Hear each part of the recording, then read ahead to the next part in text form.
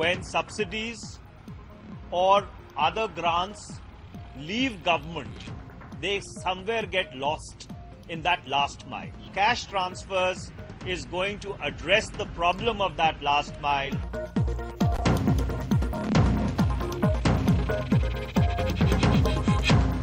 This is the use in the sense is the cover-up for gradually reducing the subsidies.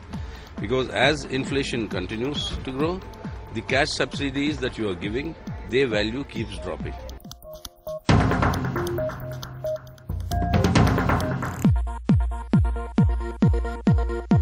Elections will come, elections will go, parties will come, parties will go, governments will come, governments will go, but what we put in place will endure, and as a system improves, as a technology improves, as more and more schemes are mounted, you will see that it is a game changer. एक सिर्फ cash transfer के दृष्टिकोण से मत देखिए, ये आपका पैसा आपके हाथ.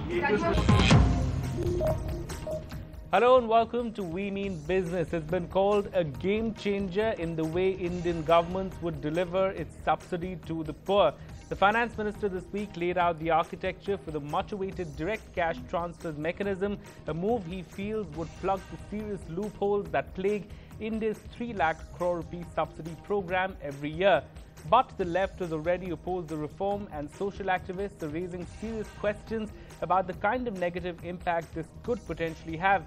Joining me to debate both sides of this argument is a power-packed panel of experts. As always, joining in from New Delhi, in fact from our studios, is Ashok Kumar Jha, the former Finance Secretary, H.K. Dua's senior journalist and Member of Parliament, and Seeta Prabhu, the senior advisor at the UNDP. We're also being joined on the link by Harsh Mander, social activist and writer, and we'll also be later joined in by Shubhashis Gangopadhyay of IDF. But before we begin our debate, I had a chance to speak earlier with Mr. D. Raja of the CPI on why his party is so fiercely opposed to the move, going as far, in fact, as calling it anti-poor. Let them explain what is the logic behind this cash transfer, how far it is going to help the poor and the needy people. Let them explain. Where is their explanation? And what all we are hearing is nothing but government wants to wash off its hands, throwing some currency notes in the hands of the people. What for? They will have to explain. Now, India is a country which doesn't have an universal social security network. India is one country which doesn't have universal pension scheme.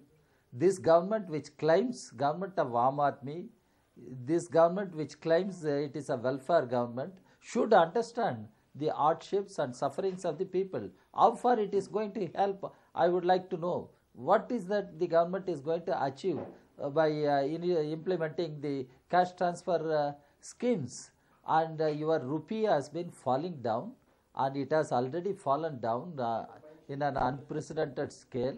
And the government has almost accepted the undeclared devaluation of Indian rupee, and your real wages are falling down. And this government talks about cash transfer, and it is illogical. Economically, it doesn't make any sense. Sir, but the government, on the other hand, claims that direct cash transfers will plug leakage, duplication, result in cost savings, and actually, in fact, improve the transfer subsidies to the poor. Why don't you buy that?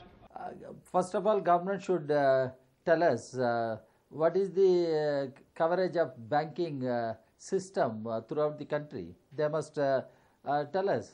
And what is their assessment of the people who are eligible for entitlements? Where is the data? When they talk about middlemen, who are those middlemen? Who are those middlemen? How this corruption takes place?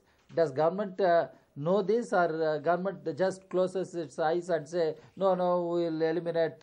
Who are those people which government wants to eliminate? How they have come into the picture? If at all it is not because of the faulty policies pursued by the government. Now, my question is, what is the mechanism they are going to implement this scheme? Where is the banking system? Where is the real data, the survey of people and data? Let them explain. So the government, of course, is going to be introducing this in the 51 districts where all of these things that you mentioned are present. But, let me just ask you about the other concern being raised about it not being inflation-proof. Would you be more amenable to this reform if the government decides to index transfers to real rates of inflation in the economy? Government has completely failed to contain inflation. It is a fact. Government is helpless to control prices. Government pleads pleads before market forces, and they think market forces will bring down prices, will bring down inflation. How? The government should understand there is a need for government's intervention. This government doesn't want to intervene because this government is committed to help the corporate sector, the multinational corporations, to loot the country. That is what one should try to understand. Otherwise, how long the period of inflation or the prices, how long they are shooting up, let the government understand. And perhaps if government introduces the cash transfer system in the place of public distribution system, it is going to be a great big disaster for the country. And what government is trying to do is the surest way to dismantle the public distribution system. So, but it's not like we can be extremely proud about PDS as well. Do you propose we carry on with the current PDS, which is plagued by corruption, or does the left really have a better idea to change the status quo? This is a bogus argument given by the government, and you also tend to be carried away by this argument. And public distribution system has come to stay. Look at Tamil Nadu, how the Tamil Nadu government has been introducing reforms and streamlining the public distribution system. For that matter, even state like Chhattisgarh, even the state Kerala, when Left and Democratic Front was in government, how the PDS system was strengthened. What is the need of the hour today? The existing public distribution system should be streamlined, should be strengthened, and it should be universalized. What is the purpose of having public distribution system? A, to maintain price stability. B, to ensure the supply of food grains and other essential commodities at an affordable price to our people. This is the purpose of public distribution system. And government doesn't have a political will, administrative will to streamline and strengthen the public distribution system. In the name of corruption, and the two for government should be held responsible if at all there is corruption in the public distribution system. In the name of public distribution system, the government wants to dismantle the entire public distribution system. It is like throwing bath water along with the baby. Okay, nobody is, of course, arguing that we dismantle the public distribution system completely. But, sir, let's assume if food, health and other public services were left out for a moment and just schemes like NREGS, pensions, etc. were done through this mechanism, would you agree to a middle ground like that? Again, let them assess what is happening in NREGA, why people are not getting the wages. Where is the banking system? First of all, they should strengthen the banking system. They should particularly strengthen the rural banking network. And what are the steps that government is taking for strengthening the rural banking network? Sir, I know you're sounding extremely opposed to this, but there is empirical evidence to suggest, at least in 30 Latin American countries like Brazil, that this is working wonders, at least in some areas. I do not think so. Even Brazil, there is a rethink of the entire cash transfer system. Looking at Brazil, several political parties started speaking about cash transfer. Now even Brazil is having a relook at its own scheme, and it has not benefited the people of Brazil. Why to copy Brazil? You look at your own country, what is good for India. That should be the understanding of the government. Otherwise, the government will say, look at Singapore. So what? Singapore is a small city state. Do you want to copy Singapore? Do you have such a system here and manageable infrastructure here in India? What are we talking? we are in India, we should see what is best for India, how we can help our people in a best possible way. That should be the approach of the government.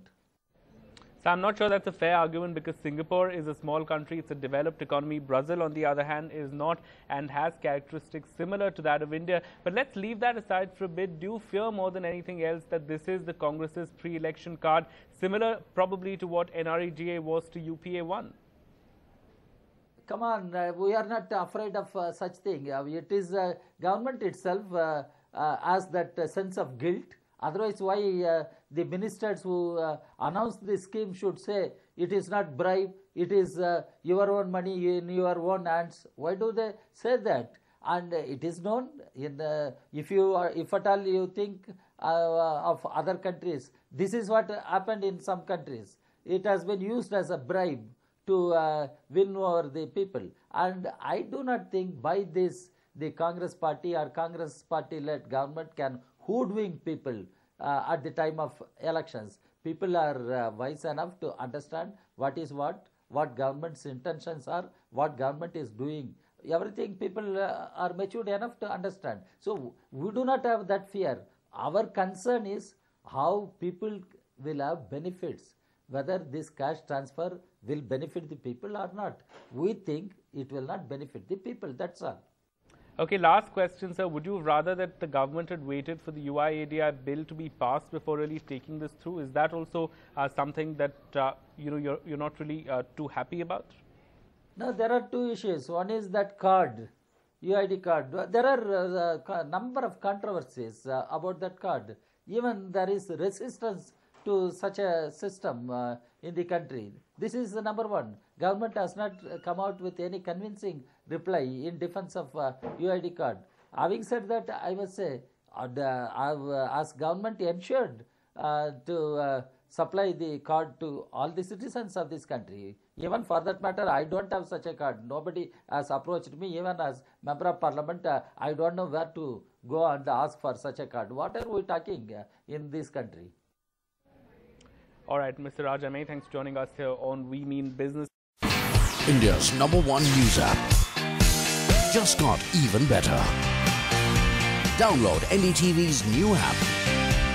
Fully optimized for retina display. Full screen view. Faster response time.